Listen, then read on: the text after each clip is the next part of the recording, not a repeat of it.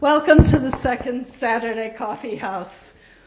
Appreciate your coming out. We're so excited tonight to have Kristin Lems here.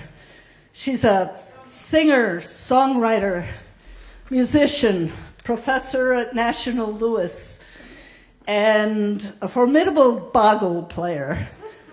Probably at Scrabble too, but I haven't yet had the pleasure. So, she's a wordsmith and especially musically inclined. And very, very altruistic. She's really about making a better world. And I wish you would follow her on Facebook and find out about all the good things that she is into. She has performed here many times from the get-go in our 12 years of existence and supported us all the way. And tonight she comes here as a playwright, and she's presenting a musical which she herself will tell you more about. Please give it up for Kristin Lems.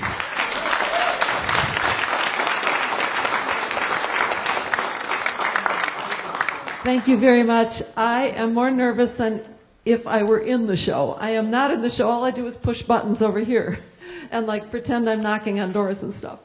But this musical theater piece has been long in the making. It's very meaningful to me. It is a story of my own family, essentially true, with plenty of embellishments, but true. And it really came from two documents that we had. One is a signed autographed picture by Jane Addams given to my great-grandmother, and this is that picture, and handed down to me. And the second is a photograph we've always had that my mother was always so very proud of when my 3-month-old mother was wearing a sweater knitted by Jane Addams. And of course you want to know what happened to the sweater. Well, she unraveled it when she was a toddler. But we do have the photograph, and it's very meaningful. In our family, Jane Addams was always a household deity, somebody to whom we should aspire in our lives. And I hope that I continue to live up to channeling Jane Addams. So I was fortunate enough to apply for and win a sabbatical at National Louis. I spent 6 months researching Jane Addams' Hull House, the World's Fair of 1893, and my own family history. And that was in 2017. Now, 2 years later, I think I got something ready to show you. So this is only a reading, which means they're not doing, well, you can see from the size of the stage. They're going to stand here and read their hearts out. Every single member of the cast is a volunteer, a dedicated, talented volunteer. I cannot thank them enough from the bottom of my heart. Thank you. And the volunteer up here, David Wokeson, who also is running incredibly complicated audio and video and is also taping it tonight, which is great. So one thing I would like to request of you, since this is kind of the semifinal, maybe penultimate draft before I try to find a production, I would like your feedback. So out there in the hallway by the refreshments, if after the show you could give a few comments and put them in the little basket there, and also give me your email address, I'd really appreciate it, because I think we're pretty close to being ready to get to the next stage. So with thanks to the cast and to Ethical Humanist Society for taking a risk on us. Thank you, Vicki. I know this took a lot of work for them to get ready for us. We had to have rehearsals in here and all kinds of stuff. I thank you from the bottom of my heart. So with no further ado, St. Jane and the Wicked Wicks.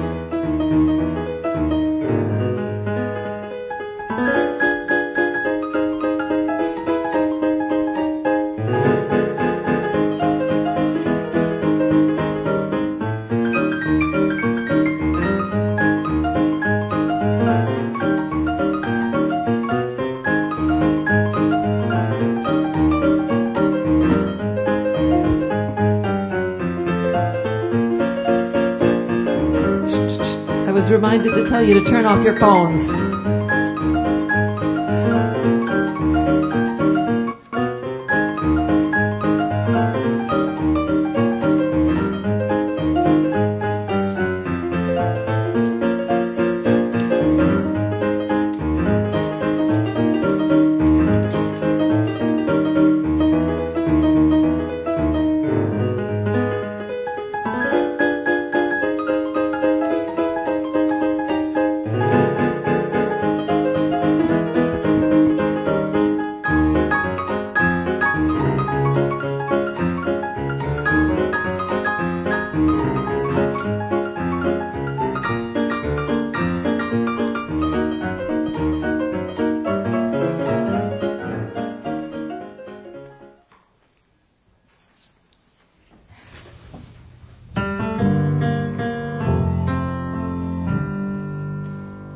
Don't have many memories I want to bring back.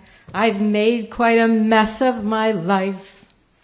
I remember the babies I've held in my arms, even if it was for only one night.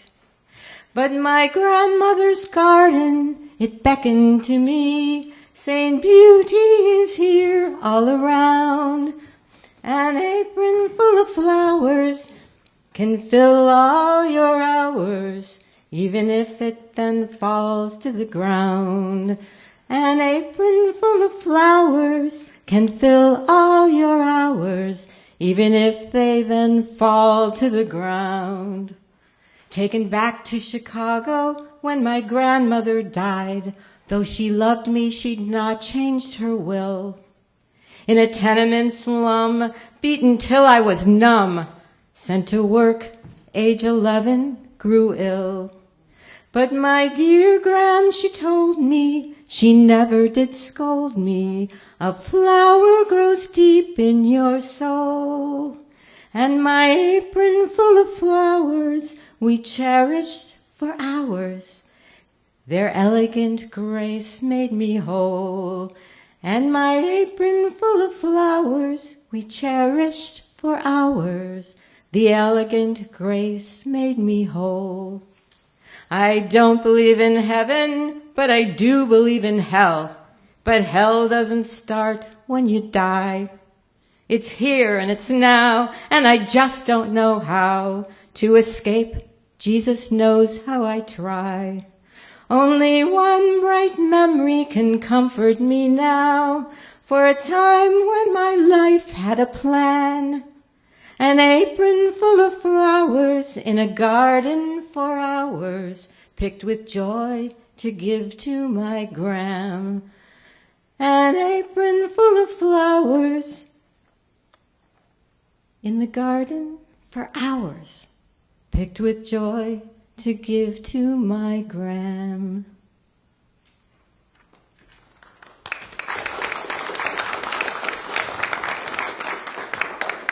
It's March 1890, 9:30 p.m., in the sitting room of Hull House, Chicago. At this time, Hull House, the nation's first settlement house, is only 5 months old. Sitting at a desk in the simple but elegant furnishings are Jane Addams, a dynamic woman of 29, her companion Ellen Gates Starr, 31, and in the next room, Julia Lathrop, 32, who is reading law documents in the library. Jane, it's a girl. 9:30? Oh, yes, young lady, come in. Thank you, Mom. I saw your light. It's my mother. Her time has come. She's having a baby and he's beating her. He's got the snakes. Who's that? My pa. He's out of his head from drink. Can you please send some men over to stop him? Gives a coat from the rack. Here, dear, you're shivering. Thank you, ma'am. You say your father is beating your mother? Where are they? Across the street, 801. We're up on the second floor. And she is in labor? Oh, dear. What is your name, dear? Nellie Wicks. Nellie, is anyone with your mother now? Just Pa. My brothers are looking for wood. He kicked and punched her and started after me. Can you find your brothers? Ma'am, if I could, they wouldn't come. When he's a raging beast, he beats them too. Then we must call the police. Last time they came, he popped the button off of one copper's coat. They all took off. Couldn't get back in the paddy wagon fast enough. In the meantime, let's get a doctor. He doesn't like doctors either. But we are not ready to deliver a baby. Jane takes money from her purse. Nellie, here. Go out and find a handsome cab driver and tell him to bring a doctor from Lying In. I'll do my best, Miss. I'm Jane Addams. And I'm Ellen Starr. Thank you, Miss Addams and Miss Starr. Go quickly, Nellie, and send the cab. Nellie curtsies and exits. How on earth are we going to hold back a raging beast and help deliver a baby at the same time? Julia Lathrop enters. A raging beast? What is this all commotion? A neighbor girl came banging on the door for help. Her father is beating her mother, who is in labor. We sent her to get a cab for a doctor. Good. And the police? She said he beats them too. But we certainly can't do this alone. You're right, Julia. I'll go call them. Jane leaves the room. I called them yesterday about the fracas on Blue Island. Imagine 2 grown men throwing fists over a wheelbarrow. What if she gives birth before the doctor arrives? We'll simply yank out the baby and cut the cord, like the farm women do every day around Cedarville. We could sure use some farm women right now. We can do this. Let's see, we'll need some clean rags, scissors, iodine, towels, a wash basin. I'll get the scissors. Julia leaves the room. From offstage, Iodine, soap, towels, basin. Jane returns. They are very familiar with the residents. They are coming with a paddy wagon full of officers. Julia re-enters with supplies. Where's the girl? Oh, she's standing in the street out there next to a cab. Let me see what's going on. She puts on a coat and goes out. Are we talking about that awful red-faced man? The big one who swaggers down Halstead as the children scatter in terror? Must be. How could there be 2 monsters on one block? How will we handle him until the police arrive? Maybe Jane can subdue him. She can talk an arrow back into its quiver. It just makes me quiver. At least there are 3 of us. 4 counting Nellie. Jane re-enters. She didn't know how to send a cab. I sent one to Lying In. Nellie will wait for us by their stairway. Jane almost seems to relish danger, doesn't she? Yes, danger beyond our wildest dreams. Or nightmares. When life offers danger, we must meet it with courage. And how can our courage ward off a raging bull? We will use strong words. And we'll have superior numbers. Better leave it to the police. Julia looks at the umbrella rack. Perhaps we can use our umbrellas as an arsenal. Why not? It looks like rain. Each takes an umbrella. En garde! Courage, mes camarades, à la guerre! End of scene. Scene 2. Jane Addams' bedroom at Hull House, 2 a.m. the same night. Well, it was a long night, but a happy outcome, wasn't it, Nellie? A sweet little brother. Yes, Miss Addams, you and the brave lady saved the day. For all his violent bluster, he couldn't get past our umbrellas. He called them bats, and you even chased him away without the cops. He was long gone when they arrived, but since the doctor is still there, I'm glad I can give you a little rest over here. Oh, he'll be back tomorrow to beat us some more, that's for sure. Miss Addams, I'm sorry Ma said those awful things to you. No need to explain. Women say many things when they are in labor. But Ma's always like that. That's why Grandmother took me away to Rochester as a baby, to escape this hell on earth. Oh, if only September 18th had never happened. September 18th? September 18th, 1888, was the day that ended all my happiness. It's the day Graham fell down the Opera House steps and then died after a week. September 18th is a special day for me, too, but a happy one. It was September 18th last year that we opened Hull House. What house? Of course. How would you know? It's this building. Miss Starr and I opened Hull House, and we live here. Miss Lathrop will be moving in soon. We offer services to this neighborhood to neighbors just like you. I saw ladies that looked like my Gram coming in and out, but no one told me what it was about. Hull House is a settlement house. We offer classes and clubs, a public kitchen, and hot showers. You could bring little Walter here on a Saturday morning when the Italian mothers come to wash their babies. Showers? Could I take a shower too? I've only had weekly sponge baths since I left grandmother's. Yes, of course, poor child. How did you end up back in Chicago? Just before Gram died, my ma showed up at her bedside hoping for an inheritance. But Gram had taken her out of the will after she ran away with a carny. A carnival roustabout? Yeah, Pa did that before he became a latherer. Instead of the inheritance, Ma just got another mouth to feed, me. And instead of becoming a proper lady, I got that hell on earth. She notices a clothesline with paper above their heads. Say, Miss Adams, what are these paper scraps here? When I get ideas, and I get a lot of them, Nellie, I jot them down and pin them up on the line until I have a chance to think more about them. A paper clothesline. She takes one down. Could you read it to me? Let me see. It says, I seek to live in a really living world and refuse to be content with a shadowy reflection of it. How does that sound to you? Gram and I used to talk that way a lot. She was helping me learn manners and find society. But I never talk about those things no more. I mean, anymore. You see, Miss Adams,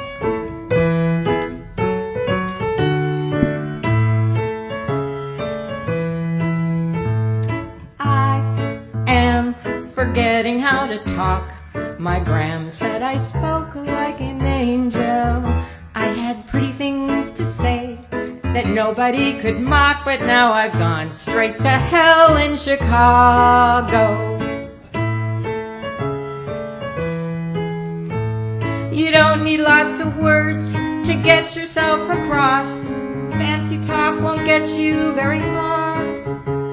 You gotta learn to cuss or even throw a punch when you walk home from work past a bar. I am forgetting how to walk. Toes pointed straight, a book on my head.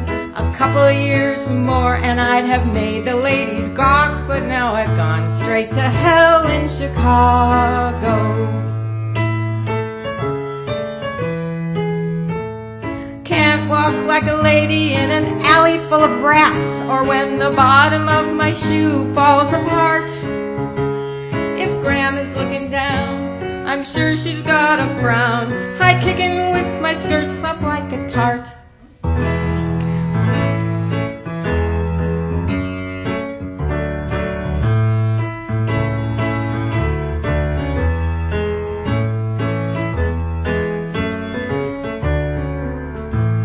She ends with a high kick.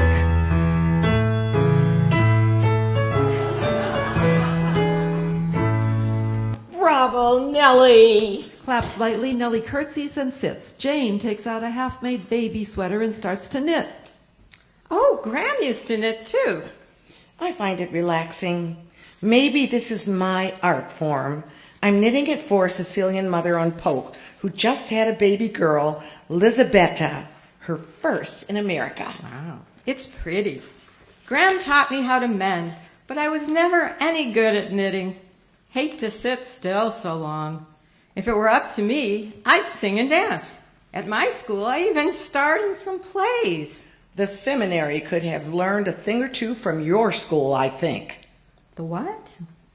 Rockford Female Seminary, where I was sent to school after high school. Except for hymns, singing was strictly forbidden, and dancing was unheard of. That's a silly rule. Singing and dancing is what we girls love best. Why, I could teach you to dance in no time. May I have this dance? Oh, my. My lady, please join me in the schottisch.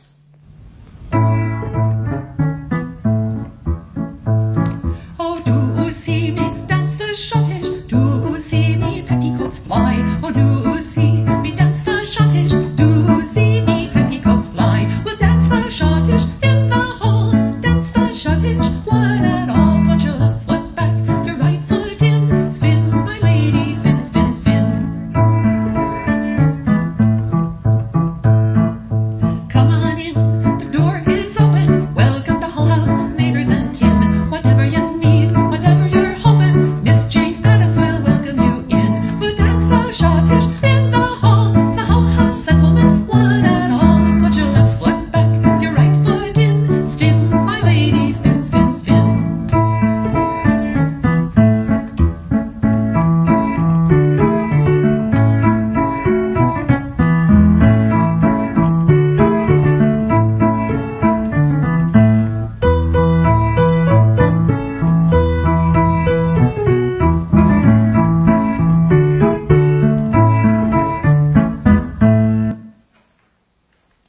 Thank you for the dance, Lady Jane. The pleasure was all mine, Miss Nellie. The dance and your new words. Hull House is worth singing about. I wonder if Ellen would like to learn the schottisch, but she prefers the classics. Maybe Mary Smith, the new volunteer. She seems to warm to music. I can teach her. I know all the country dances, and the new ones too. And I can do high kicking and the split. So many talents. At only 12 years of age, I'm sure your grandmother was charmed. Not really. She always said, whistling girls and crowing hens always come to some bad end. She thought I was too high-spirited, which I am. I am high-spirited by nature too, Nellie. I could see that in your dancing. Promise you won't tell? Miss Addams, your secrets are safe with me. At the seminary, one of the girls got hold of a dangerous substance, opium. We crushed the pills and ate them, just for the fun of it. It made us quite sick. We had to have our stomachs pumped. Oh. And once I challenged a teacher, for a very valid reason, I might add, and our whole class got suspended for 3 days. You were a mischief maker. And I scribed a defiant poem in my friend's hymn book. Life's a burden, bear it. Life's a duty, dare it. Life's a thorn crown, wear it, and spurn to be a coward. Say it again. I like it.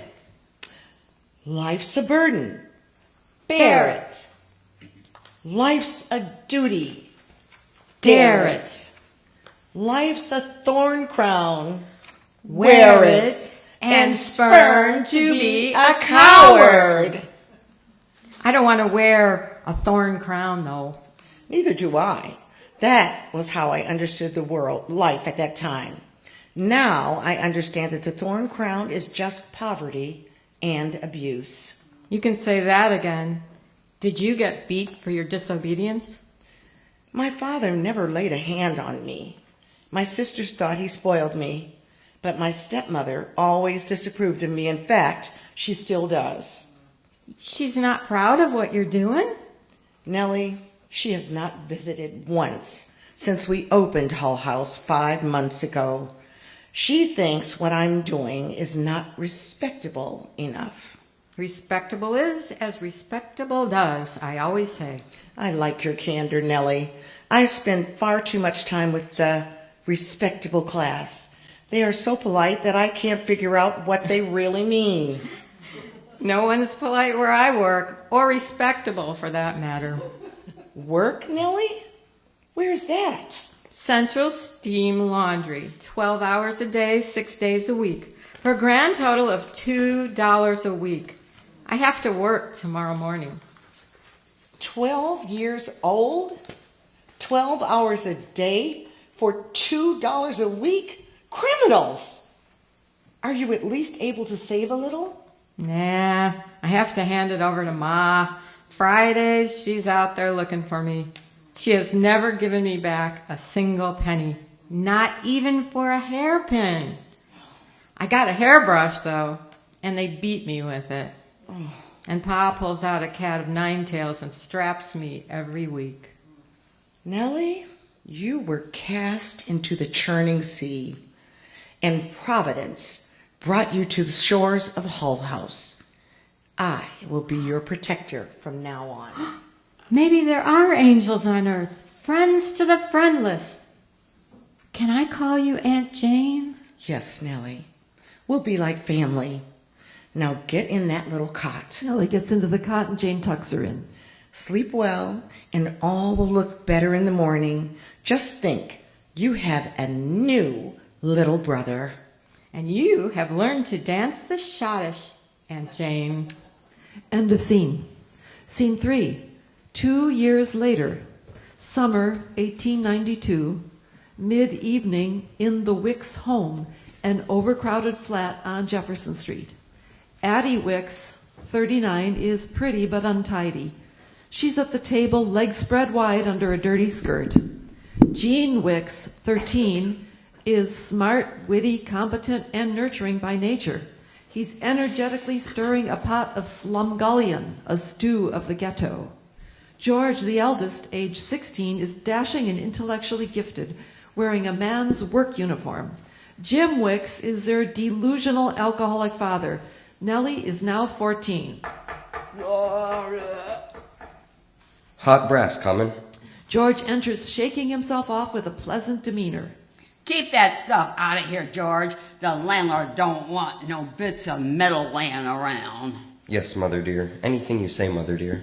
He steps out, shakes, kicks the bits aside with his foot, then re-enters. 2 evictions is enough. Perhaps you might have a word with our dear patriarch about that. Landlords do not enjoy seeing the rooms destroyed and their furniture hurled out the windows. They don't like their properties visited by police called by frightened neighbors, and they don't like bloodstains on the floor. But, cut into the quick, where are the victuals? Or, put in vernacular, where's the grub? Where's our lovely Nellie?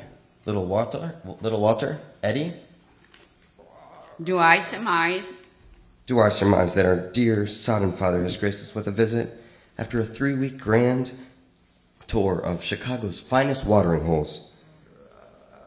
Yes, unless ears deceive, I do believe he has bestowed us with a visit. Such talk. Walter's down for the night. Eddie's God knows where in the street, and Nell got extra hours again. Beelzebub showed up about an hour ago, polluted as usual. George smells the food. An aromatic bouquet, Brother Jean. Yeah, Giuseppe had some extra onions and passed them around. I got 3. Hear ye, behold my slumgullion, fit for King Lear himself. Maestro Wicks, strap on your feed bag. He fills a large bowl, hands the bowl and spoon to George, who sits affably at the table. Rehearsing his vast repertoire of curses, I discern, as a fine kettle of slum as ever concocted, the more so considering it was made by a 13-year-old. Walter's gonna call your ma with all your cooking and cleaning. We should farm you out to cook when you're not washing windows. Maybe the high and mighty Jane Addams would hire ya. Them maiden ladies don't cook worth a damn. George heartily eating. Those maiden ladies have given us many fine books, Mother, including the Shakespeare volumes, which I'll use for tonight's study of Plate of Young Edgar, Cast Adrift as Tom O'Bedlam in King Lear. You remember Nellie's outstanding performance earlier in the week. I don't know how something like you came out of someone like me. But as long as you bring home your pay, I don't give a fiddler's fart. Go and be a highbrow with your plays, your ching-chong Japanese, your crazy Quo Vadis. Food, Nell! The rats are running around inside my head and need a nip of fresh meat. Finish up, Mother. There's plenty left for Pa. Coming, Jim. And to think ladies not half so pretty as me make 10 times more just opening their legs. And me playing maidservant to a drunk? Why, May tells me that she makes... Must we hear this, Mother?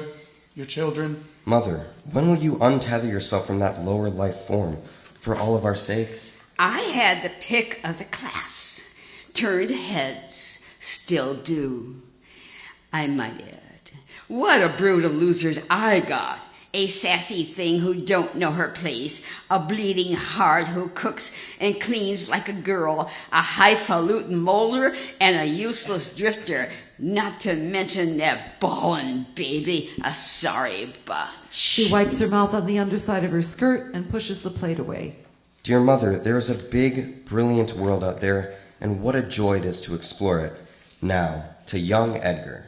George gets up from the table, sits down with the book in front of him, leans forward, covers both ears, and starts to read avidly.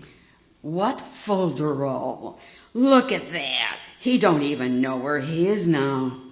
George could miss a gas explosion when he gets to reading. Jean Here, Mom, clears for Pa. and rinses the bowls, fills them, and gives one to Addie. Here, Mom, for Pa. Nell, bring my food. Girl, I command you. He's making a boot rack from them boards you found. All we're missing is the boots. What's this? He's a big man. Remember, honor your father, like the good book says. To him, good book just means good for throwing at your kids. Enough insolence. I said, fill it up, Jean. Jean ladles in another spoon, scraping the bottom. Now something for Big Jim to wash it down. She takes the whiskey bottle from the shelf, fills the glass, puts the bottle back, and takes the bowl from Jean. Nellie, the snakes and rats are waiting to run up your skirts and tickle you. I command you to come. It's me, Big Jim. Here I come.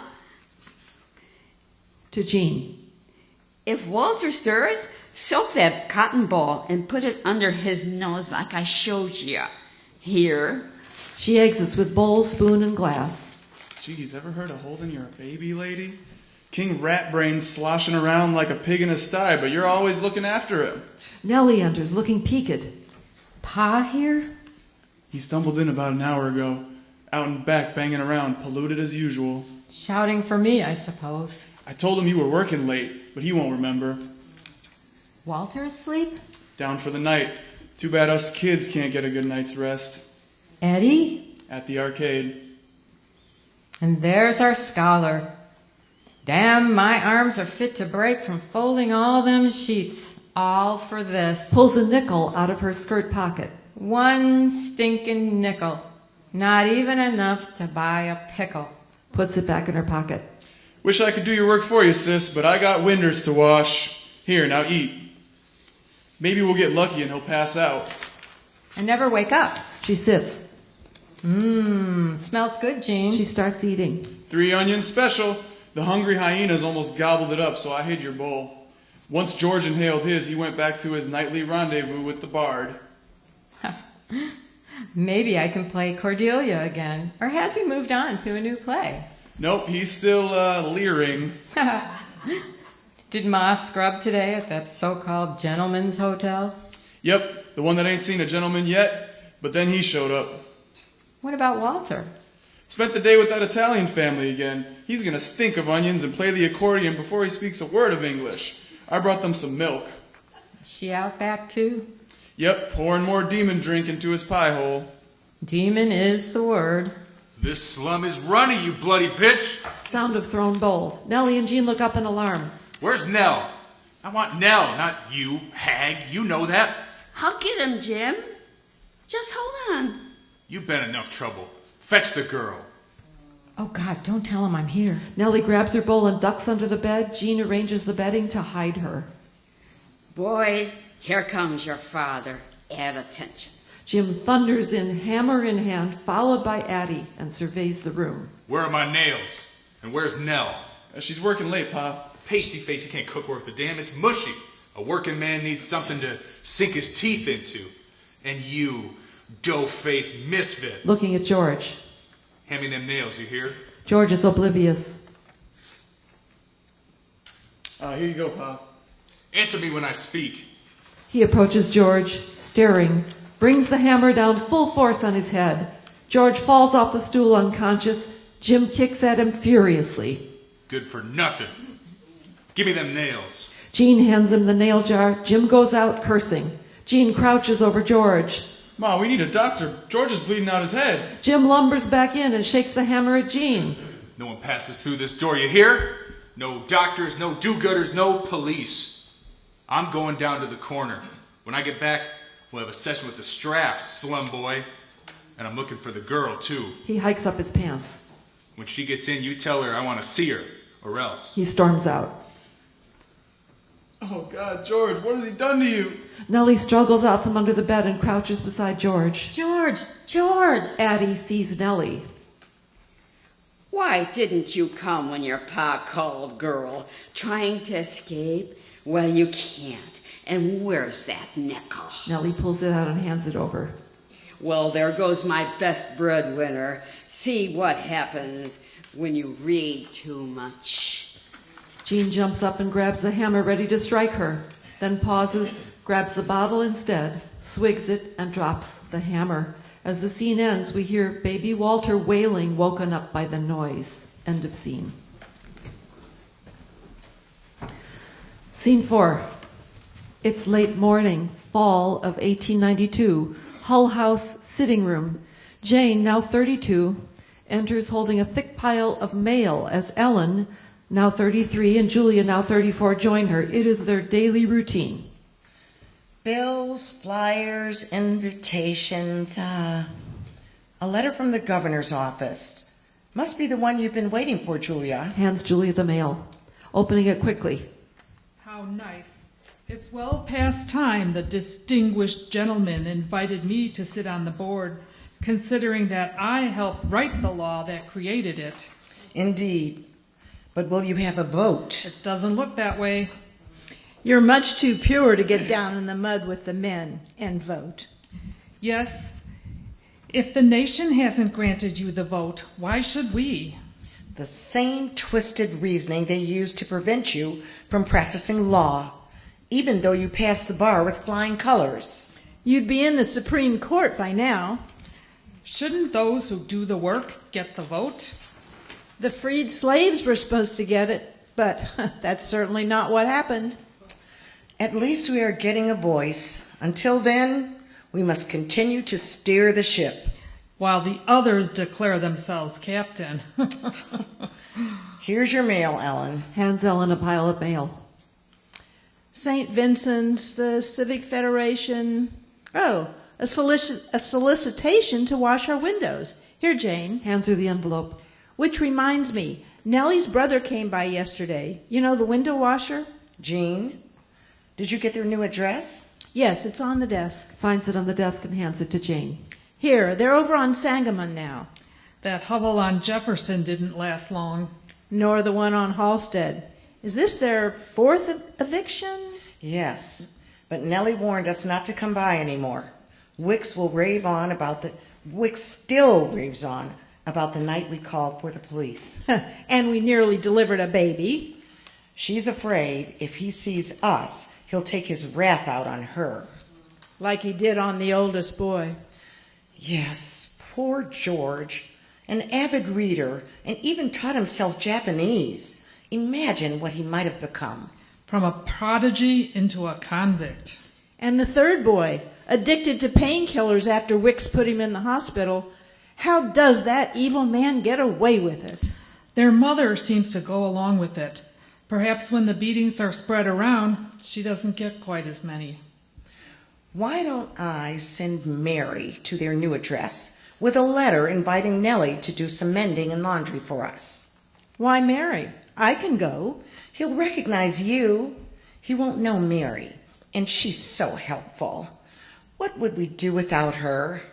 I, for one, know exactly what I'm doing. I would do it now. But if you say Mary, then Mary it is. You're the boss. End of scene. Scene 5, Hull House, June 1893, daytime, in the midst of the Columbian Exposition, the World's Fair, right in Chicago. Hull House is overflowing with activity and is becoming a tourist destination for international visitors. Richard Crane, 50, is a dynamic, confident Scottish entrepreneur who has built some of the plumbing for the fair. Nellie, now 15, comes to Hull House with baskets of sheets and ladies' clothing she washes and mends for them. Many staff, volunteers, and neighbors come through the doors singing and dancing to the Hull House rag. The first... Come on in, the door is open. Dance me to the Hull House rag. Languages are spoken. Dancing to the Hull House rag. You don't need a job or even money. Or even a mother or dad. They'll just teach you the steps and then you'll do the rest and you'll be dancing to the Hull House rag. Maybe you might just try drawing. Dancing to the Hull House rag. You can try hammering a sawing. Dancing to the Hull House rag.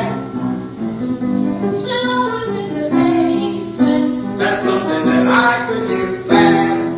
So whatever ails you, will never fail you. Dancing to the Hull House rag.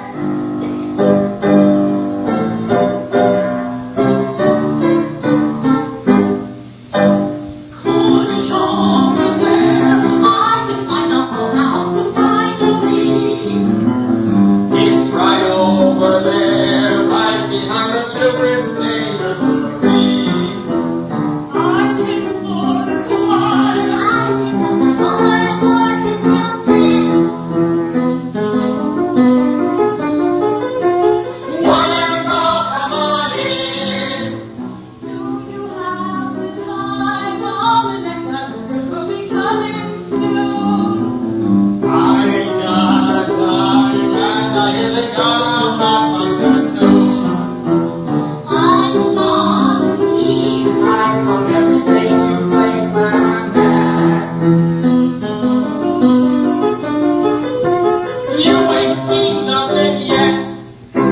Circus acrobat and bringers too.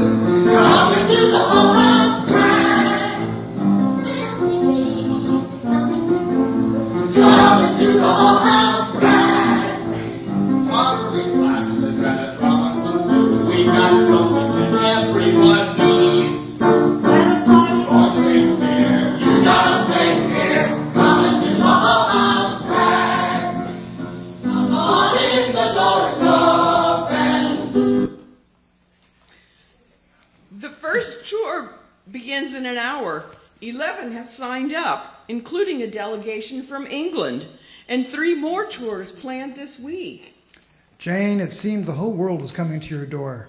It's very nice, but we're running short on volunteers. Everyone is busy at the fair. Bravo, but what I like best about Hull House is the industrial training. Books and art classes are wasted on the immigrant class. Richard, how shall we absorb America's new residents if not through education and the arts? Depends on what kind of education, Jane. And Hull House should certainly not be organizing necktie workers. Don't hard-working men and women deserve to better their conditions? Forward-thinking employers, like myself, provide the best industrial conditions. A physician on staff, pensions, promotions, as you know very well. But a union, never. Echoes of Haymarket. Of course, Richard, but not all employers are as enlightened as you. My dear wife thinks you walk on water, so I bowed to her superior wisdom. But to the point, I have stopped by today to confirm your visit to our exhibit area next Thursday morning. I have invited a few industrial leaders to meet you. They may be interested in helping Hull House. Thank you, Richard. I'll be glad to share a few thoughts with them. I'm due at the Women's Building at noon for the panel. Did you say 10 o'clock? Yes, very good. A pity about that women's building, isn't it? Such an unsightly mess for our distinguished visitors. It's one of the few places on the fairground that working families can sit and eat their lunches. Perhaps the area simply needs more trash receptacles. You want to reform garbage collection too now? Chicago has... Chicago has modern water fountains. Why not modern garbage collection? Ah, Jane, you never leave well enough alone. Ding dong. Nellie enters holding a laundry basket. Hello, Aunt. Sees Crane. Miss Adams, here's the wash and the mending. Thank you, dear. Just put it there for now. Nellie, I'd like you to meet my friend, Hello, Mr. Crane. sir. He has developed some of the new indoor plumbing for the fair. Crane? My brother used to work at Crane Brass and Bell Foundry. Is that George, Nellie? Yes. He's not working anymore, though. Pleased to meet you, young lady. Bows stiffly. I see Miss Adams' benevolence is providing well for you. Nellie's mending skills provides well for us. Nellie and I have been great friends since she lived across the street about 3 years back. Isn't that right, Nellie? Yes, ma'am. I so appreciate that you managed to find time to help out with all you do. Here, let me pay you. Takes money from her purse for Nellie, then has another thought. Nellie, have you been to the fair? No, but it's all the talk at the laundry. All the girls are dying to go. What if I ask you to go and report back to me? And take a ride on that big new wheel. What do they call it? The Chicago Wheel, quite an engineering feat, by my associate George Ferris. Although some say that it is not a suitable ride for ladies, considering their skirts and the wind. It must be quite a view. She takes out more coins. Will you take this, dear, and go to the fair? Oh, thank you. And why don't you take Jean along with you? It will be more fun and safer. Yes, ma'am. If we can both manage a day off. Counts out more coins and gives them to Nellie. Let's see. This should cover 2 streetcar rides, fares, entrance tickets for 2 rides on the wheel, and a little extra. Oh, thank you, Aunt Miss Adams. It was a pleasure to meet you, Mr. Crane. She bounds out the door. Your generosity is remarkable, Jane. It's no wonder my wife calls you Saint Jane. It's a pleasure to count on Mrs. Crane among our supporters. The boys in the marching band so appreciate the uniforms. Do bring her here on a Sunday afternoon to watch them practice. They are so spirited.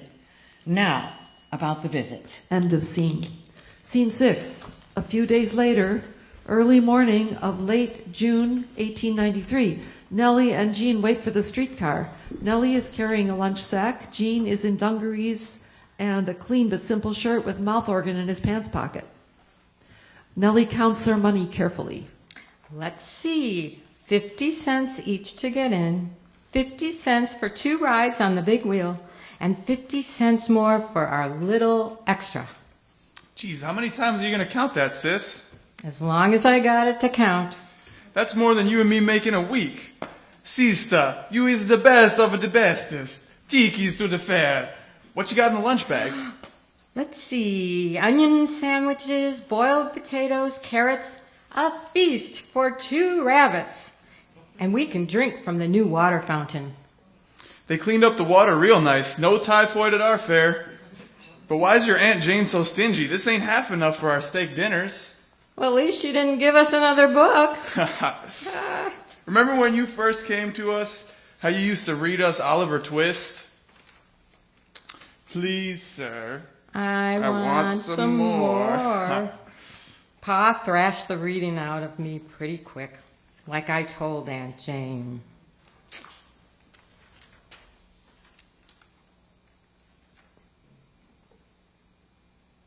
I am forgetting how to read. I used to love reading about heroes and kings and Longfellow's poems. I'd read them by the hour, but now I've gone straight to hell in Chicago. You got some Sarah Bernhardt in you. A book takes so long, I'd rather sing a song, and books are very costly, you know. Besides, those moving pictures tell the story quicker. So it's off to the arcade she goes. Right. I am forgetting how to think. I used to have free time and tea time and friends. I'd sit in the garden and ponder everything, but now I've gone straight to hell in Chicago. She's gone straight to hell in Chicago. Tell me who can think with their arms deep in a sink of scalding water half the day? And how can I be thinking when the open sewer is stinking? And the bed bugs will always have their way. You're right. Nowadays, I cannot talk or think, or read or write or walk like a lady anymore. I tell you one and all, it's a devil of a fall when you've gone straight to hell in Chicago. She's gone straight to hell in Chicago. Me? I'm just glad to trade in the mops, ropes, and buckets for a day. Well, what'd you tell him? Told him my uncle croaked and I was a pallbearer. Well, let's hope they don't look for your uncle in the obits. Us lowlifes don't make the papers unless we're hauled off to jail or jump in front of a train. Then we make the front page with pictures. Hope you don't see any of the guys today. Nah, they're up on the scaffolds. A sunny day means good pay, as they say. But Ma thinks I'm at work. And to think, she still blames you for chasing Pa away. You saved her skin, too. Wish I'd sent him on a one-way trip to Kingdom Come. Even though that brick only grazed him, he knows I got a good throwing arm. And next time I'll finish him off. After what he'd done to George. And crushed Eddie, so he's hooked on painkillers. And Eugene. Tried to crack me open like a walnut. Lucky you're so hard-headed. And lucky you were a little too quick for the dirty pervert, chasing you around and grabbing at you. Makes me want to vomit. Lucky our fancy-footed New Yorker managed to outfox him. Outran him, mostly. Like that Diana statue at the fair, Nellie Fleetafoot. Look, the trolley. Come on, sis. Forget the troubles. Woohoo! Woohoo! End of scene. Scene 7. Arriving at the World's Fair, Sal, a Russian immigrant, is 25 years old, dapper, mustachioed, streetwise, and confident in suspenders with a Yiddish accent. Ooh, look at the flowers. She sees a sign. Jean, take a gander. It's a little Egypt doing a belly dance. Get a load of this, boys. We got the 7 wonders of the world, a moving sidewalk, electric lighting, the big wheel, fountain spurting out clean water, and she's looking at flowers and staring at a poster. Looks at another poster. Jean, maybe we can see this show. Look at this. I could match any one of them in a high-kicking contest. Or beat them. Can't you see me in a big green skirt like that to match my hypnotic green eyes? That's our Nellie. She gotta be the star, whether it's only in her mind or anyone else's. Look, the vaudeville office, by the dance hall. She heads toward it. Jean, I'm going to get an audition. Oh, look at Nellie, the shrinking violet. He follows her. Would you ever coax her out of her shell? Well, people try. Hello, I'd like to speak to management. Sal Friedman emerges. What's all the shouting? I'm the best high kicker in Chicago, and your operation needs me. I can kick a newspaper out of your hands when it's up over your head. It's true, mister. I know, I'm her brother. Is that so? What else can you do? Cartwheels, tap, the split, the cakewalk. That's what they all say. Then they trip on their own feet. Well, Jean, give us a quick turkey in the straw.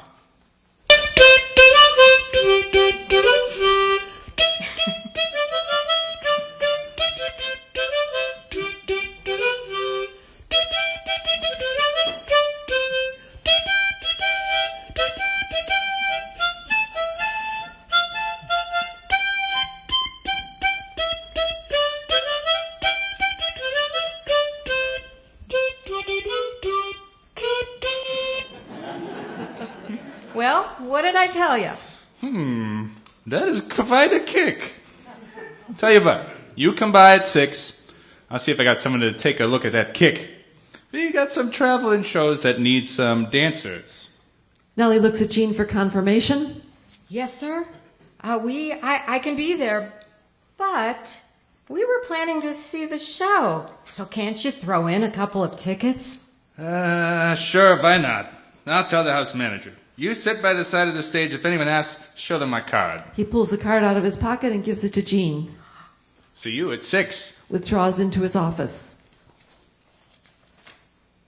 Let's see the She card. takes the card. Saul Friedman, Friedman's Vaudeville Show. They put on the shows at the Star and Garter. Sis, you could talk a zebra out of his stripes. Now we can use our little extra for something else. Maybe a nice tortoiseshell hairpin. I can get one of them souvenir pennies to pass around at the saloon.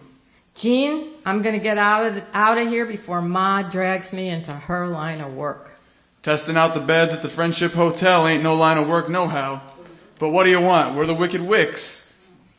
Step right up, folks. Take a look. Right before your eyes. See the Wicked Wicks cracking jokes. And cracking skulls, scrubbing floors. And washing whores' drawers, telling tall tales. And sleeping in jails. Our lives are the show. We're the Wicked Wicks, fools and misfits. Minstrels and wastrels.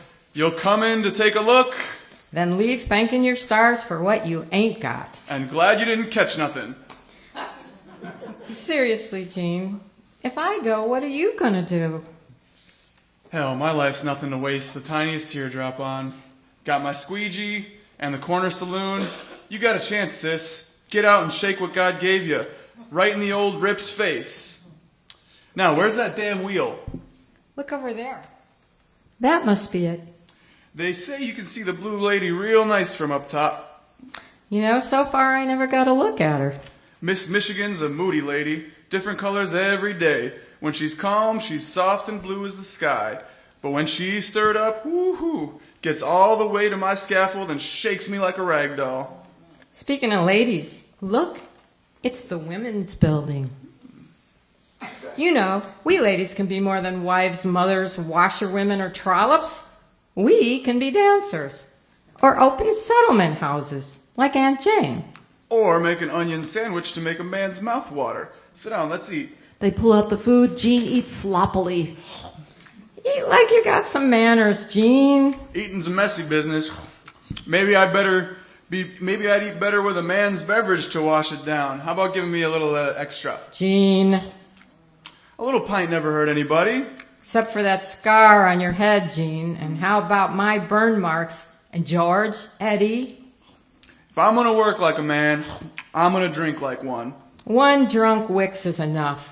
Come on, let's find that free water fountain. You can even wash your hands off in it. Okay, Keeb. Let's stroll like high society, catch a ride on the moving sidewalk, guzzle some clean water, get on that wheel and pity the poor suckers below. This is our day. Miss High Kicker, have the fun, forget the troubles.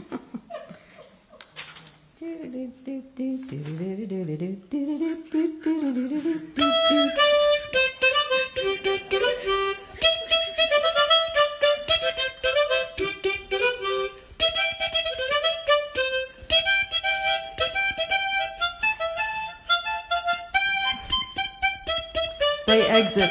End of scene.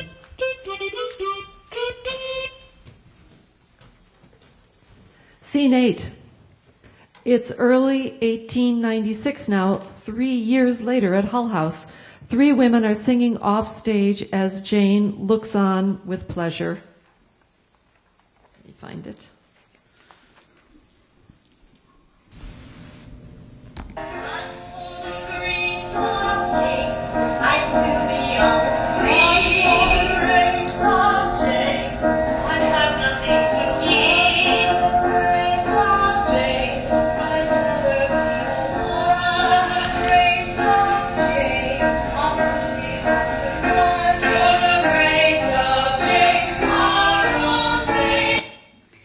Miss Adams, please. Addie comes in. You sure like it when they sing about you. Oh, they're just practicing for a musical program. It's a song one of the girls wrote. Well, let's see how helpful you really are. I'm Mrs. Wicks, and you may call me Adeline.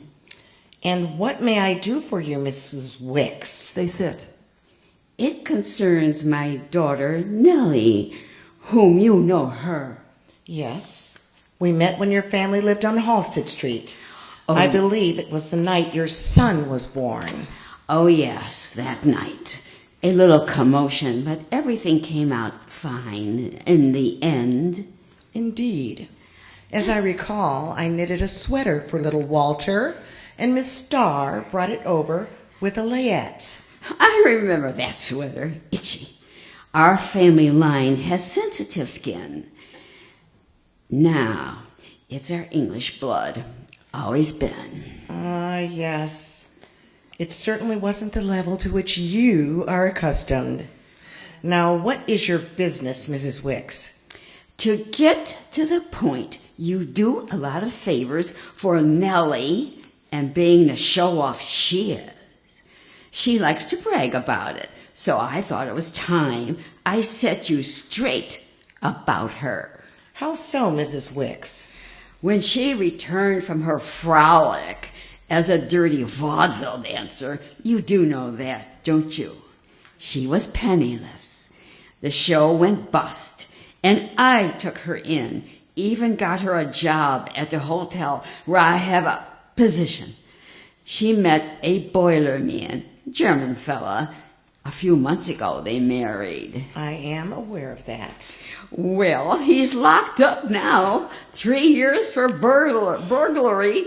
There's no way to start a married life. Oh, but you wouldn't know anything about that, would you, Miss? Jane bristles. I found someone for her, I think you're saying. Well, like I hinted. Well, I found someone for her, a real gentleman, someone who fancies her. He happens to be my boss. All she needs to do is to accept his attentions. Mrs. Wicks, does Nellie have any say in the matter? Isn't it time her mother had some say? I kept her fed, clothed. She even got her own bed, while the boys shared one. She ran off without so much as a goodbye and came crawling back when her dirty dancing days fell apart. She got hitched with that German jailbird, and now just as soon as you can spit, she's back again. I want her out once and for all. Lucky for her, I found just the man to make it happen. And what on earth do you want from me, Mrs. Wicks?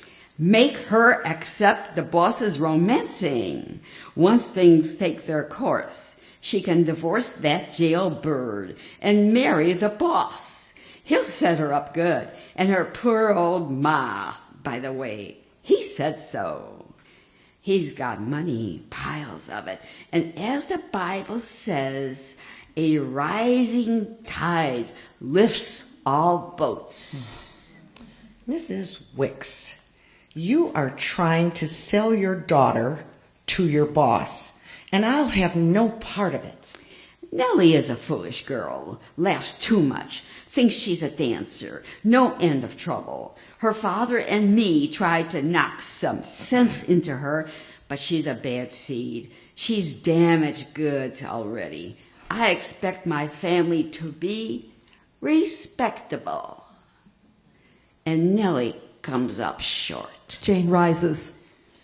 Mrs. Wicks, you must think I do not know what Nellie has endured at your hands, or that I have some partiality toward you as her mother. Such is not the case. Leave the premises immediately. Addie rises and moves toward the door. Think you're a real lady, do you now? I know what you are, Miss Jane Addams. You hide behind them shawls and skirts, but you're the one who has fallen outside good society with your Mary Smith hanging on ya. You ain't one mite respectable. Respectable is as respectable does, Mrs. Wicks. She raises her arm in direction of the door. Now get out before I have you removed. Addie exits, rearing up.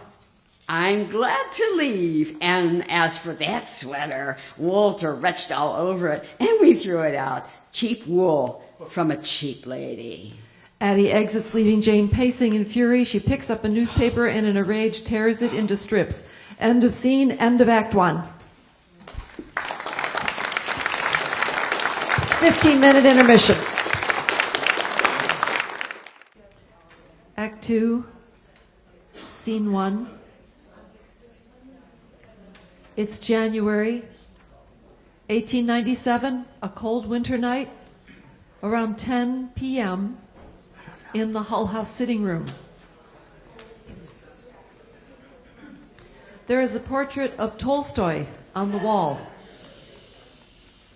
and there are several nice wooden chairs. As the curtain opens, Jane and John Dewey enter the sitting room.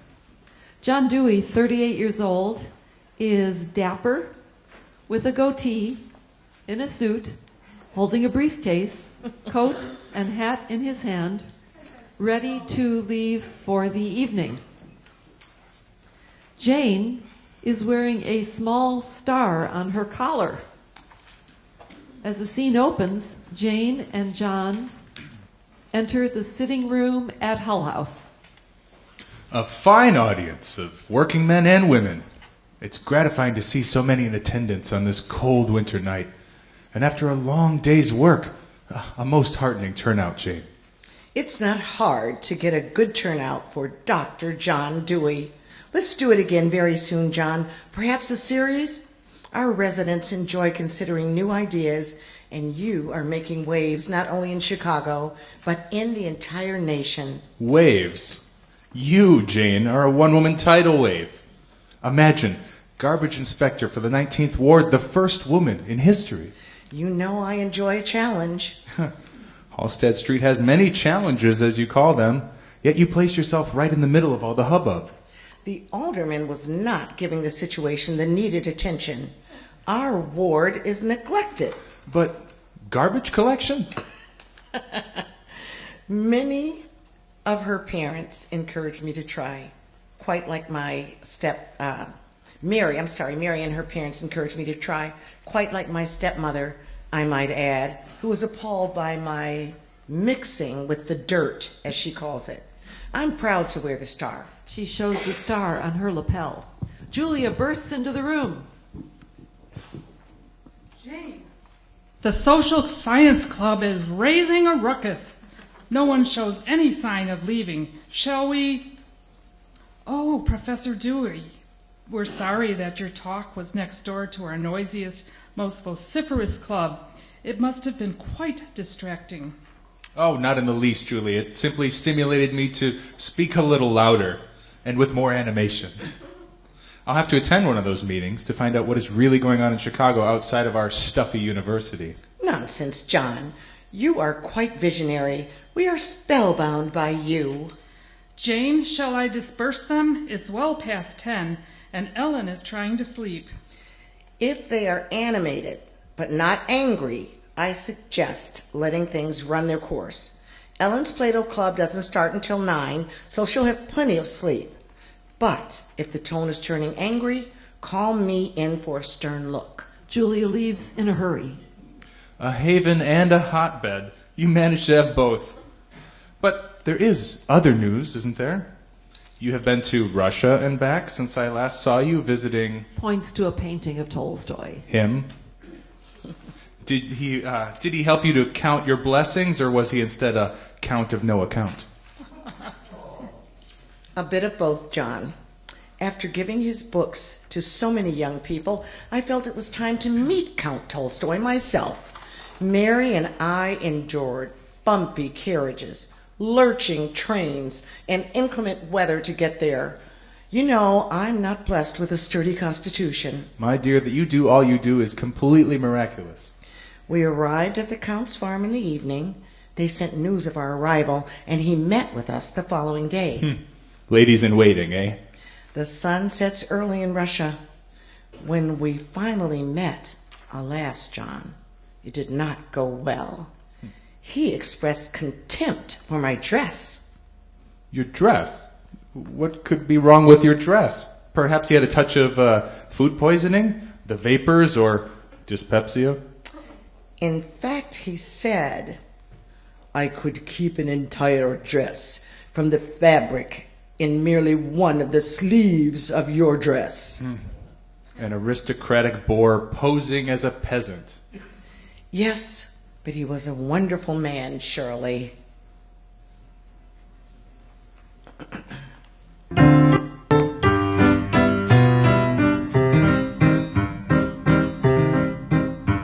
On a farm called Yasnaya Polyana, wearing a rough woven shirt, lives the noble-born Count Leo Tolstoy, and he's up to his elbows in dirt.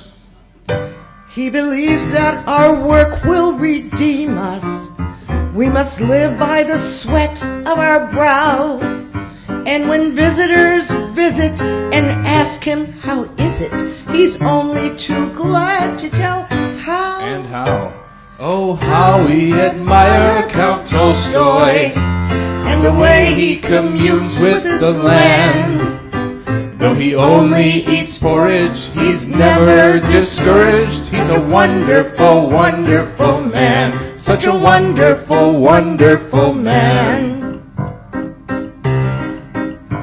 When I came to Yasnaya Polyana from a journey of several days, I was full of emotion and humble devotion to learn of this modern saint's ways. You can trust I was not disappointed that he'd had but 1 hour to spare. For his work so important, I wouldn't have shortened it. I was just glad to be there. Oh, how we admire Count Tolstoy. His novels, his essays, his plans. Such plans. Though he didn't like me too much, one must agree he's such a wonderful, wonderful man. Such a wonderful, wonderful man. He supports non-resistance to evil and opposes conscription to war. He's a strict vegetarian, anti-sectarian. In fact, there's not much that he is for. Count Tolstoy, think how our lives would be simple and pure. We would not own our houses. We cut up our blouses and donate the sleeves to the poor. Oh, how we admire Count Tolstoy, whose bread is made by his own hands. But he's so full of perfect love, most folks aren't good enough for this wonderful, wonderful man. He so loves humanity, it's people he can't stand. For he's a wonderful, wonderful man. Such a wonderful, wonderful man. Ding dong. Jane, does this place ever settle down? 10:20 p.m. Doorbells ringing, debates raging. When do you rest? John, this is exactly what life should be about. Nellie enters. Pardon me, John. Here is a young friend. You must excuse me. Of course, I will be on my way, and I gather that you have more excitement ahead. Good evening, miss. Goodbye, dear Jane. He leaves. Aunt Jane, my only friend, my dearest angel, I need you now. Nellie, dear, you look frozen to the bone. She sees a bundle in Nellie's arms. What are you carrying? This is not laundry.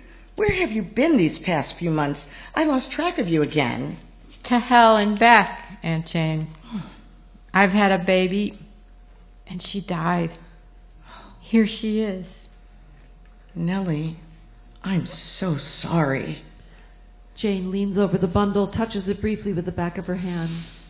Oh, what a dear little thing. I'm so very sorry. Have you come from county? No, the streetcar. I'm alone in this world, Aunt Jane. You're my only friend. Oh, dear. Why didn't you let me know? I could have sent a layette, a nurse, provisions. I didn't want to trouble you. Actually, I didn't want to be found. I took a room at Mrs. Martin's where I was living, or better to say, hiding. Wasn't Mrs. Martin your landlady with your husband, Mr. Themey? Same one, yes. When Rudy was sent to prison, I had to move back with Ma and take a job at the hotel. She kept bringing her boss around to pester me. I hated him, but he was her boss. My dear girl. And he had his way in the end. Once I realized, that I was in the family way, I left the job and moved out. Mrs. Martin knew me already, so she let me move back in to clean and mend in exchange for rent. That's no way to stay healthy or have a healthy baby, you poor dear. Believe it or not, Mrs. Martin didn't even notice. She can hardly see. Her eyes are clouded over. So long as I kept her rooms clean, mended her clothes, and stitched her buttonholes, she had no complaints. Oh, my. How long did that continue? 5 long months. When it got near my time, I told her I was sick and went down to county and checked myself in. They kept me in confinement for 3 weeks, and I ate better there than at my ma's or Mrs. Martin's, and that's not saying much. I helped women feed and wash their babies, even gave my breast to a couple of them. When my day finally came, the baby came out crooked and tore me near to pieces. How absolutely horrible, Nellie. When they released me from county, I took baby Ethel back to Mrs. Martin's, where I had my clothes and shoes. But Mrs. Martin knew Rudy was in prison, so she called me terrible names and locked me out. I sobbed and I begged. She finally let me back in, but started to make the sign of the cross every time she saw me. She made me work even harder for $1 a week in a cold room with no fireplace. I tried to nurse Ethel, but the milk was no good, thin and blue. I got sick, and so did Ethel. This evening, at 3 months old to the day, Ethel joined Graham and the other angels. I'm so sorry to hear this, Nellie. Mrs. Martin heard me sobbing and told me to let them take her and dump her in Potter's Field. But I cried, no! Let her rest in heavenly peace, not a pauper's grave. I rushed over there on the streetcar. I pretended like she was still alive. Why here, Nellie? Aunt Jane, I beg you to give my Ethel a proper burial. Oh, yes. I suppose I can arrange that. Of course we can arrange that. I can have her buried in your family plot. The fact is, we don't have a plot. But I'd be ever so grateful, Aunt Jane. Dear, I will take care of things in the morning. Julia dashes into the room. Jane, the men are still in full swing, and now they are arguing. I think it may come to blows. She sees Nellie. Oh, Nellie, what are you doing here at this hour of the night? She has had a tragic event, Julia, and had nowhere else to turn. She is sick, and she has lost a baby. Julia looks at the bundle. Oh, Nellie, Jane, why do women and children always come last in this world? I don't know the answer to that, Miss Lathrop, but Jesus only knows I loved my baby. Julia, I have told Nellie I will find a final resting place for her angel. Poor dear. Can you stay here tonight and rest a bit? Mrs. Martin will want to know what happened, and the chores begin at 7 a.m. tomorrow, right after morning prayers. So I have to go back. I will take tender care of Ethel. She takes money from her pocket and gives it to Nellie. Here, dear, take a cab, and tomorrow buy some liver from the butcher. You need to get back your strength. men shouting. Jane says to Julia, Julia, the social science enthusiast will have to wait. Nellie is more important. Nellie, give Ethel to me. I will take care of her. Hugs Nellie. Ethel, my love, I turn you over to my angel on earth. Hands Jane the bundle. Don't worry about the men. They will simply have to control themselves, or I will make them leave. Yes, women and children first. End of scene. Scene 2. It's late evening, December 22nd, 1903 at Hull House. The three women are working as usual. When the scene opens, Jane is at her desk writing a letter, and Ellen and Julia are going through paperwork. They are feeling the holiday spirit. Jane is writing at the desk and reading aloud as she writes. December 22nd, 1903, Hull House. My dear mother, may I thank you for the handkerchief which came this morning. Isn't it very cheering to have a home greeting in the midst of the Christmas rush? A Christmas hanky? Does she think your nose is dripping? Out, out, damn spot. You need to wipe yourself clean, Jane. Jane finishes writing. She finds Halsted Street dirty. She finds Chicago dirty. Is that why she never visits? When my niece wants to visit, she comes along more or less as a chaperone. She gushed over our visit to Toynbee Hall, didn't she? She lauded two young ladies from the families touring Europe, not future organizers scheming to open a settlement house. She wanted you to be a fine Victorian lady. She has always been an aspirant to all things glamorous. Like all of our mothers, all that training in table manners. Remember this? La la la la la la la la. If children are carefully taught to hold utensils properly and use them well so nothing falls or slips. If children are carefully taught to place a napkin skillfully and eat without the slightest sound of the lips. If children are carefully taught to drink from glasses silently and fully masticate the food at hand. If children are carefully taught, they will always feel at ease at the grandest tables in the land. Do do do do do do do do. Do you remember the rules for the table?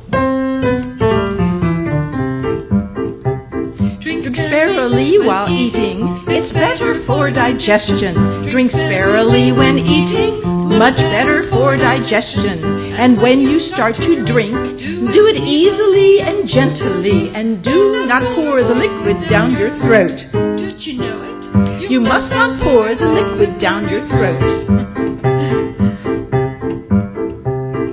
You must not talk loudly or boisterously at table. Never speak too loudly or boisterously at table. Be cheerful and companionable and chat as you are able, but do not monopolize the talk. You're a lady. You must not monopolize the talk. When a course is finished, if a knife and fork are used, when a course is finished, if a knife and fork were used, in the middle of the plate, you must lay them side by side, not crossed with the handles facing right. That's right. Uncrossed with the handles facing right.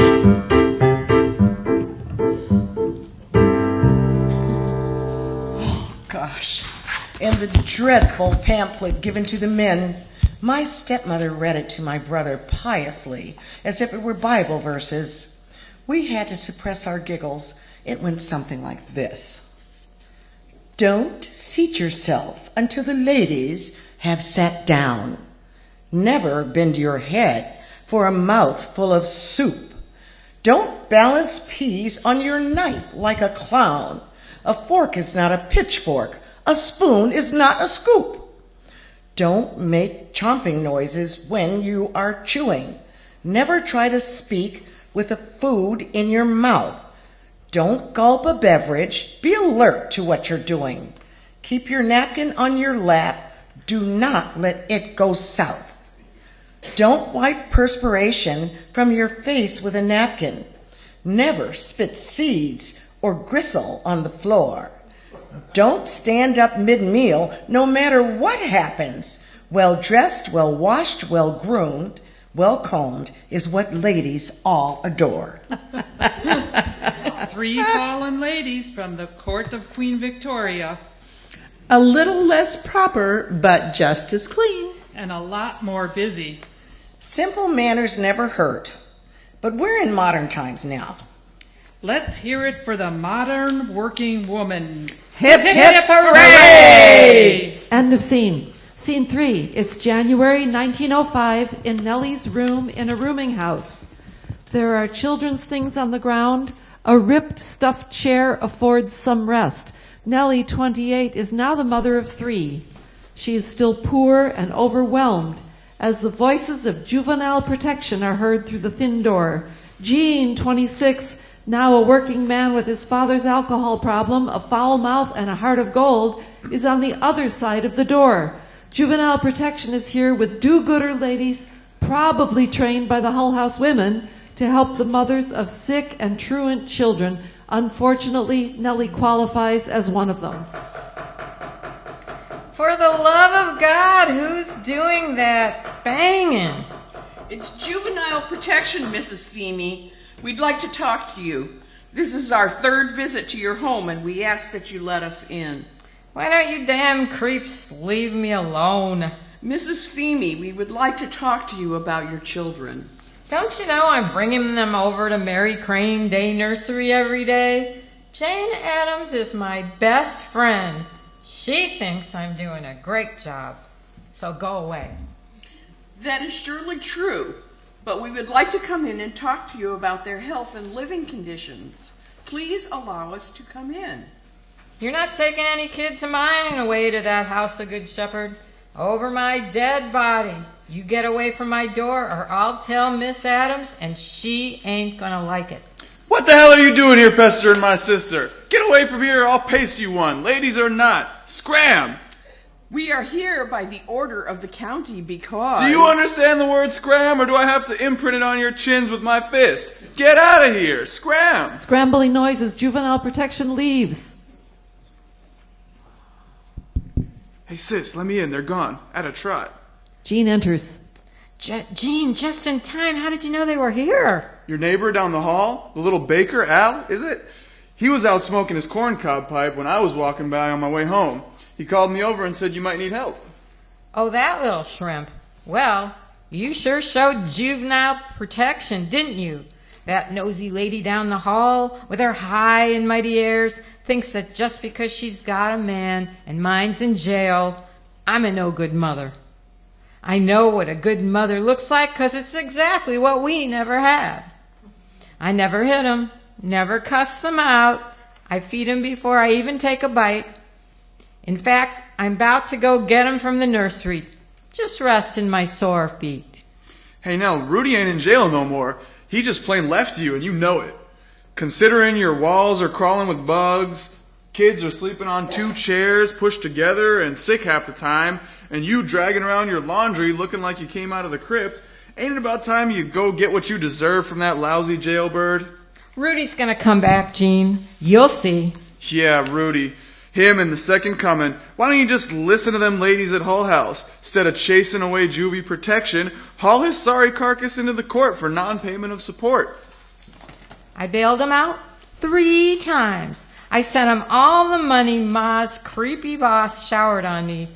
I gave him 2 beautiful kids of his own and a smart one. What more could a man want? And not a nickel for coal or groceries. I'm at my wit's end, Gene. That money's going somewhere, Nell. You know he's still the boiler man over at the hotel. I even seen him. You seen him? Then I'll go down and file for abandonment, just like the lady said I should. and we'll see if the worm turns. That's right. See what that judge can shake out of his piggy bank. End of scene. Scene 4. It's July 7th, 1905 at Hull House in the early evening, 6 months since the previous scene. Jane, Ellen, and Julia have just come back from a visit to the Mary Crane Nursery on the other side of the complex. Well, I enjoyed the children, although I don't read nearly as well as the volunteers from the kindergarten college. The children loved it, Jane. You had their rapt attention. That's what Mary always says, but I'm sure I have a tuneless speaking voice. I've told you for years that the children loved you, Jane. Yes, of course, Ellen. I just recalled that Mary said it recently when we were in Bar Harbor. Of course, Jane. You vacation together, so there's so much more contact. Speaking of contact, how is the Bohemian family you visited yesterday, dear Ellen? The 2 girls are already speaking English, even better than their mother. But they're tired of listening to a new language all day long. Luckily, children seem to be sponges for languages. I wish I had their talent, but it's no wonder. Some of the children spend more time in the nursery than they do at home. With more heat, light, and bathwater. Thank goodness Mr. Crane endowed the nursery. What a lasting legacy to his dear wife. The nursery is such a cheerful place, so many volunteers and visitors, so many generous donations. I do wish, however, that some of those fine ladies would stop clucking about our hardworking, abandoned mothers. Some of those wealthy women face the same problems. They just know how to hide it better, or take it to court. Speaking of clucking, Jane, the ladies at today's luncheon seemed not to appreciate your remarks about helping girls who make their living off the street. It seemed they'd like to send you back to Cedarville on a rail. I'm afraid my stepmother would agree. Imagine a 45-year-old woman speaking up for poor girls and women and never married to a man. That is surely no way for a lady to behave.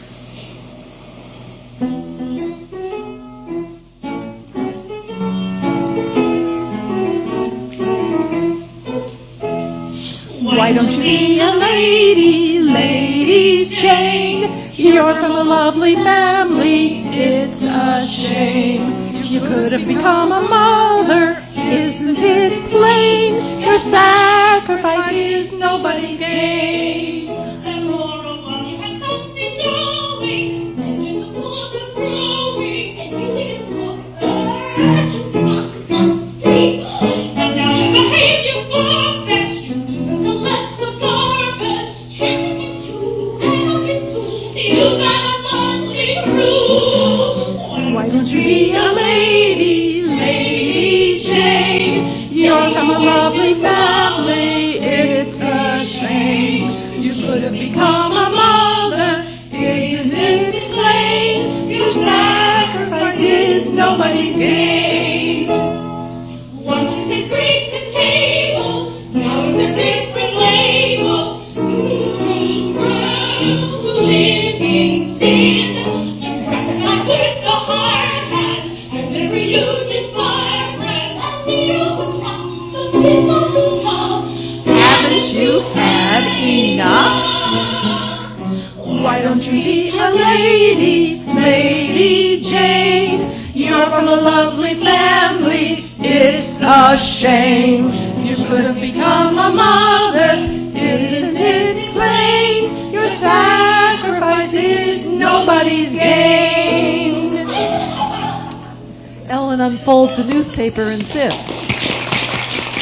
I got the last copy of the late edition from that little Russian newsboy. He's here in all kinds of weather. When does that poor boy ever get to go home? Jacob told me he taught himself English by reading the papers he sells, and it's his 3rd language after Russian and Yiddish. As talented as his friend Benny, our clarinet prodigy. I'm so glad we found him that clarinet. He's going places. I wonder if Jacob is still out there. His mother didn't show up this week to demonstrate spinning at the Labor Museum. I'd better check up on her. Jane exits. Ellen is reading. Oh my, what's this? Not another child run over by one of those terrible automobiles, I hope. It's our Nellie in the evening paper. Wasn't today her court date asking for child support? Yes, it's all about that. What does it say? Julia looks over Ellen's shoulder. When she came before the judge, there was a rustling from the courtroom, and a young German girl approached the bench with an infant son in her arms. Worse than abandonment. Bigamy. Jane comes back in. Jacob's mother has been diagnosed with TB. She sits and starts to write. We must prepare a basket for her. The sanatorium is so desolate. What are you looking at? It's Nellie at her trial. It seems there was an unexpected appearance by a young German girl with a baby, almost the same age as hers. There's even a picture. Oh, dear. In the paper? She'll be devastated. The trial was supposed to win her some support. Jane comes over and looks at the paper. It's Judge Healy passing the hat around the courtroom for Nellie and the German girl. Oh, dear. Nellie hoped that Mr. Theme would, that when Mr. Theme saw the children in court, he would be charmed and the family would be made whole. Of course, once a man had to be dragged into court, it's too late for that. I suspect today Nellie's bubble of illusion has finally burst. End of scene.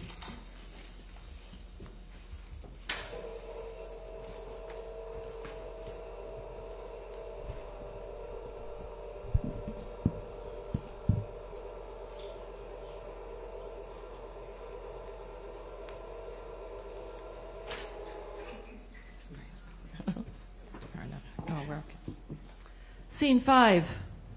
A few months later, autumn 1905 in the afternoon, in the sitting room of Hull House, Nellie and Jane are sitting at a small table drinking tea. Money won't settle your problems, Nellie. It's only part of the solution. You need to get along with your new husband and to treat him as if you liked him for himself. I don't like Al for himself. I hate him. Besides, he hits me. I have never heard you say such a thing before. When did he hit you, Nellie? Well, I hit him first. But he deserved it. I broke a plate over Al's head the day after we got married when he announced he was quitting his bakery job. And then he swiped me back. Not the best honeymoon, but you told me that Mr. Dewar has a new bakery job in Inglewood now, isn't that right? And I don't believe he's a violent man. Not violent, but he's stingy. He gives me an allowance and he spends the rest on playing cards while our stomach growls at home. Before you married, when he was a boarder down the hall, didn't he help you out? At Danish, sometimes strudel for the kids. But that doesn't mean I ever looked at him as a man. Don't you think he thinks a great deal of you to take in 3 children, not his own, Nellie? Maybe. He gives them rolls and lets them knead the bread with him. It's comical. They get all dusty with flour. Is he teaching them to bake? All they can do at this point is punch the dough. They sure like what he bakes, though, and little Marlowe brings him his slippers when he comes home. But I can't bring myself to love him. Couldn't you just treat him in a kind or friendly way? Well, he's just a little squirt. Oh. No prize there, Aunt Jane. Al's not my idea. Let's just say he ain't Rudy. But that's water under the bridge. I understand that Mr. Theme is the father of 2 of your children, but between his incarcerations, his abandonment of the family, and the trial... Oh, don't you worry. I wouldn't take Rudy back again if he was served up on a silver platter smothered in $1,000 bills. Ha. Good. What if Mary and I found a new, bigger flat for you and Mr. Dewar? Better than the rooming house. And if we furnished it for you with secondhand beds and dishes and rugs in a better neighborhood near Mr. Doer's new job, and paid the first month's rent so that you can get a new start on things. Our own flat? With a garden? With grass and trees and maybe indoor plumbing? Yes, all of those things. Bad as things may seem, you are giving your children a much better life than you had with your mother and the other Wicks. With flowers that we could see out the window? Yes, Nellie. We will find flowers. Mr. Doer cares about you and your children, and you will all benefit from starting afresh. I can't find the words no more, Aunt Jane. You saved baby Walter when Wicks was beating us. You buried my Ethel when I was all alone, and you didn't judge. You took my children to the nursery so I could work and not worry about them.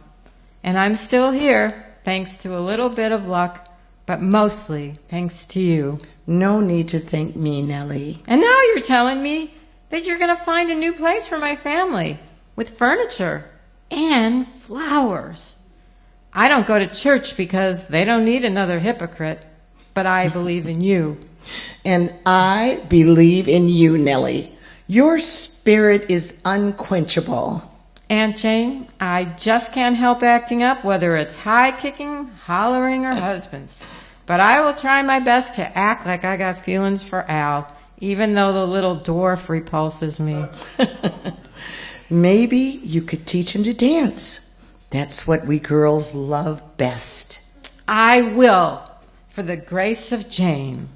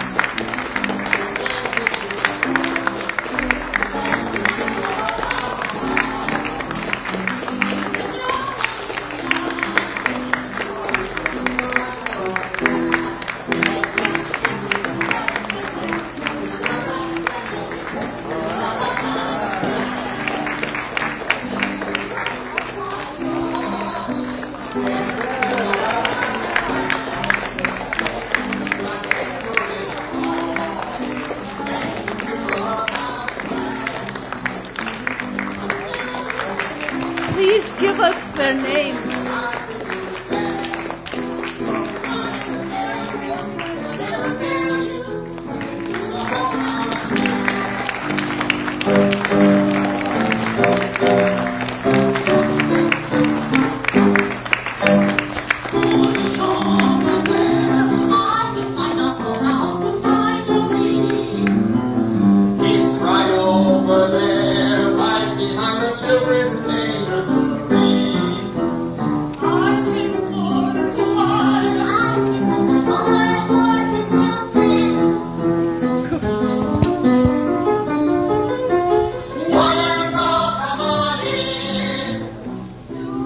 Let's thank them again for this marvelous performance. Thank you all.